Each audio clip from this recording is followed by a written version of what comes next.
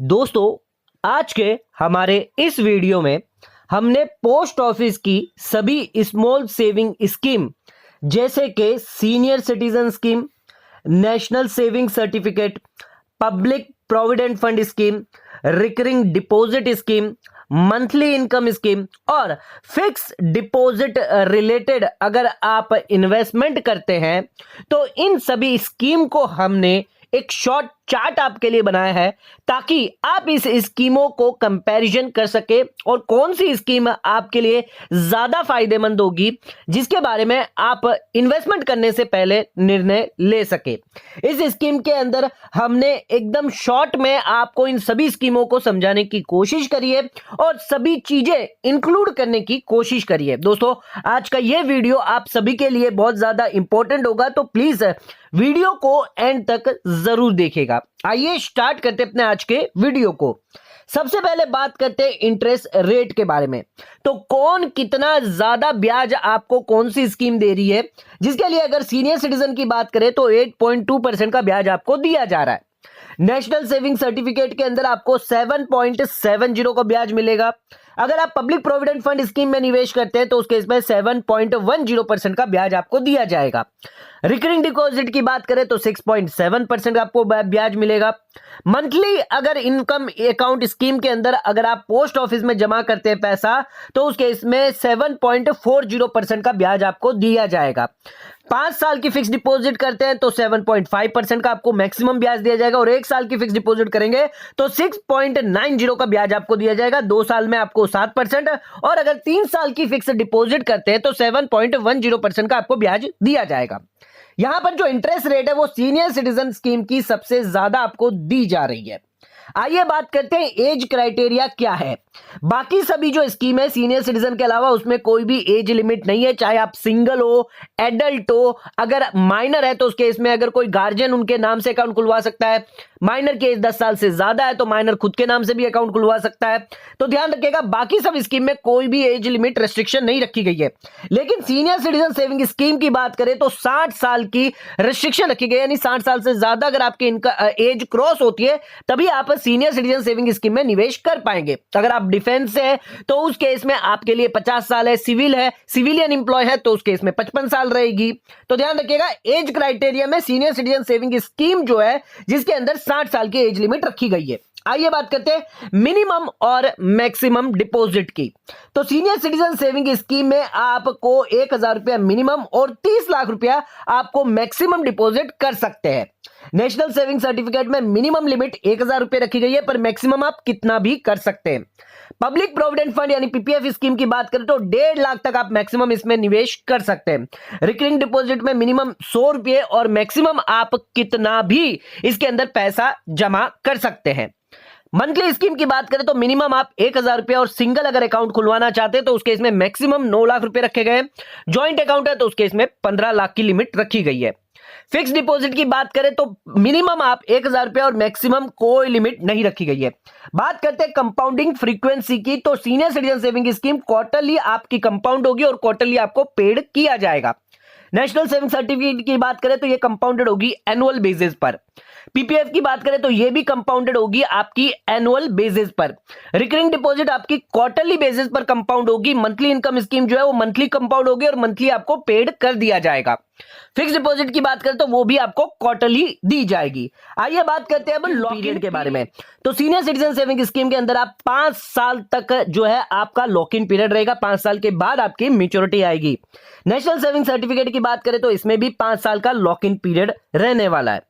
PPF की बात करें तो 15 साल तक का यहां पर लॉक इन पीरियड रहेगा। रिकरिंग डिपॉजिट की बात करें तो 5 साल और मंथली इनकम स्कीम में भी आपको 5 साल का लॉक इन पीरियड देखने को मिल जाता है। बात करते हैं फिक्स डिपॉजिट की, तो अगर आप 1 साल की फिक्स डिपॉजिट करवाते हैं तो उसके इसमें 1 साल का लॉक इन पीरियड रहेगा। 2 साल की करवाएंगे तो 2 साल का, 5 साल की करवाएंगे तो 5 साल का लॉक इन पीरियड आपके लिए रहेगा। टैक्स बेनिफिट की बात करें तो सेक्शन 80C का बेनिफिट आपको मिल जाता है सीनियर सिटीजन सेविंग स्कीम में, नेशनल सेविंग सर्टिफिकेट में और पीपीएफ स्कीम के अंदर, लेकिन सेक्शन 80C का बेनिफिट आपको रिकरिंग डिपॉजिट और मंथली इनकम स्कीम में नहीं दिया जाता। और फिक्स डिपॉजिट की बात करें तो सिर्फ 5 साल की फिक्स डिपॉजिट में ही आपको 80C का बेनिफिट दिया जाता है। बात करते हैं इंटरेस्ट इनकम की, तो इंटरेस्ट इनकम आपका सीनियर सिटीजन सेविंग स्कीम में जो है वो टैक्सेबल कब होगा, जब 50,000 से ज्यादा क्रॉस कर जाएगा। और अगर एनएससी की बात करें तो उस केस में आपका जो इंटरेस्ट है वो आपका अगले साल डिपॉजिट बन जाता है, तो सेक्शन 80C के तहत 1.5 लाख तक की छूट मिल जाती है। बात करते हैं पीपीएफ के अंदर अगर आपका इंटरेस्ट अगर आ रहा है तो वो आपका टैक्स फ्री है, लेकिन रिकरिंग डिपॉजिट और एमआईएस के केस के अंदर आपका टैक्सेबल हो जाएगा। और अगर आप फिक्स डिपॉजिट करवाते हैं तो उस केस में भी आपका जो इंटरेस्ट है वो आपके लिए टैक्सेबल होगा। बात करते हैं अकाउंट एक्सटेंड की, तो अकाउंट एक्सटेंड आप कितने भी नंबर ऑफ टाइम करवा सकते हैं सीनियर सिटीजन सेविंग स्कीम में, लेकिन आपको 3-3 साल के ब्लॉक के हिसाब से करवाना होगा। नेशनल सेविंग सर्टिफिकेट में आप अकाउंट को एक्सटेंड नहीं करवा सकते। पीपीएफ की बात करें तो 5 साल के लिए आप अकाउंट को एक्सटेंड करवा सकते हैं। रिकरिंग डिपॉजिट में भी आप 5 साल को अकाउंट को एक्सटेंड करवा सकते हैं, लेकिन एमआईएस के अंदर ये अलाउड नहीं किया जाएगा। फिक्स डिपॉजिट की बात करें तो जितने साल का आप फिक्स डिपॉजिट करेंगे उतने साल के लिए आप अकाउंट एक्सटेंड कर सकते हैं। 1 साल की फिक्स डिपॉजिट करी तो आप 1 साल के लिए और उसे एक्सटेंड कर सकते हैं। 2 साल की करी तो 2 साल के लिए। आइए अब बात करते हैं इसकी प्री मैच्योर कंडीशन के बारे में। तो प्री मैच्योर कंडीशन जो है सीनियर सिटीजन सेविंग स्कीम में आपको अलाउड की जाएगी, नेशनल सेविंग सर्टिफिकेट में अलाउड नहीं की जाएगी। कुछ खास स्पेशल केस में ही अलाउड की जाएगी, अगर अकाउंट होल्डर की डेथ हो जाती है या कोई कोर्ट का ऑर्डर आता है तभी आप प्री मैच्योर कंडीशन जो है वो कंप्लाई कर सकते हैं, प्री मैच्योर विड्रॉल करवा सकते हैं। पीपीएफ की बात करें तो उसमें भी कुछ स्पेशल केस में ही 5 साल के बाद आपको अलाउड किया जाएगा। रिकरिंग डिपॉजिट में आप 3 साल के बाद जो है प्रीमेच्योर विड्रॉल करवा सकते हैं, लिक्विडिटी आपको 3 साल के बाद मिल सकती है। मंथली इनकम की स्कीम की बात करें तो 1 साल से पहले आप प्रीमेच्योर विड्रॉल नहीं करवा सकते, और फिक्स डिपॉजिट में भी आप 6 महीने से पहले विड्रॉल नहीं करवा सकते। बात करते हैं लोन फैसिलिटी की, तो लोन फैसिलिटी जो है वो आपको सीनियर सिटीजन सेविंग स्कीम में देखने को नहीं मिलेगी। अगर बात करते हैं एनएससी के बारे में तो उसके अंदर आप प्लेज कर सकते हैं, सिक्योरिटी रख सकते हैं, और फिक्स डिपॉजिट में भी आप एज ए सिक्योरिटी रख सकते हैं। पब्लिक पीपीएफ के अंदर और आरडी स्कीम के अंदर आपको लोन की फैसिलिटी मिल जाती है, लेकिन मंथली इनकम स्कीम के अंदर आपको लोन की फैसिलिटी नहीं मिलती है। तो दोस्तों ये कुछ पॉइंट थे जो आपको ध्यान रखने हैं। अगर आप पीपीएफ के अंदर निवेश करते हैं, सीनियर सिटीजन सेविंग स्कीम के अंदर निवेश करते हैं, या फिर अगर आप सीनियर सिटीजन के अलावा recurring deposit, monthly income scheme और फिक्स डिपॉजिट में निवेश करते हैं, तो ये पूरा चार्ट दिया गया है जिसके अंदर आप आसानी से समझ सकते हैं कि कौन सी स्कीम आपके लिए ज्यादा फायदेमंद होती है। इंटरेस्ट रेट की बात करें तो सीनियर सिटीजन सेविंग स्कीम में आपको हाईएस्ट इंटरेस्ट रेट दिया जा रहा है। एज लिमिट में सीनियर सिटीजन के अलावा बाकी सभी जो स्कीम है वो ज्यादा आपके लिए बेनिफिट रहती है अगर आप सीनियर सिटीजन नहीं है तो। इन केस अगर आप मिनिमम और मैक्सिमम डिपॉजिट की बात करें तो मैक्सिमम डिपॉजिट जो है जिसमें नेशनल सेविंग सर्टिफिकेट और एफडी के अंदर कोई लिमिट नहीं रखी गई है। कंपाउंडिंग की बात करें तो क्वार्टरली कंपाउंडेड आपको एफडी में, सीनियर सिटीजन में दिया जाता है, लेकिन एनएससी में आपको एनुअली कंपाउंडेड दिया जाता है। लॉक इन पीरियड सबसे ज्यादा पीपीएफ के अंदर आपको देखने को मिल रहा है 15 साल के लिए। टैक्स बेनिफिट की बात करें तो रिकरिंग डिपॉजिट में आपको कोई भी टैक्स बेनिफिट नहीं मिलेगा, एमआईएस में भी आपको कोई टैक्स बेनिफिट नहीं मिलेगा। इंटरेस्ट की बात करें तो पीपीएफ के अंदर आपका इंटरेस्ट जो वो टैक्स फ्री हो जाता है। अकाउंट एक्सटेंशन आपको सीनियर सिटीजन के अंदर ज्यादा देखने को मिल जाता है। प्री मैच्योर कंडीशन भी सीनियर सिटीजन के अंदर आपको ज्यादा फायदेमंद देखने को मिलती है क्योंकि वहां पर आपको अलाउड की जाती है सीनियर सिटीजन के लिए। लोन फैसिलिटी की बात करें तो लोन फैसिलिटी में एनएससी और एफडी के अंदर आपको लोन अवेलेबल कर दिया जाता है।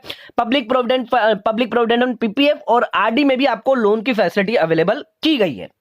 तो अगर आप निवेश करना चाहते हैं किसी भी स्कीम के अंदर तो ये एक बार चार्ट देखकर समझकर उसके बाद ही निवेश करें ताकि आपका इन्वेस्टमेंट सेफ और सिक्योर रहे। तो दोस्तों वीडियो को यहीं खत्म करते हैं। वीडियो अगर पसंद आया तो चैनल को लाइक, सब्सक्राइब और शेयर करना ना भूलें। धन्यवाद।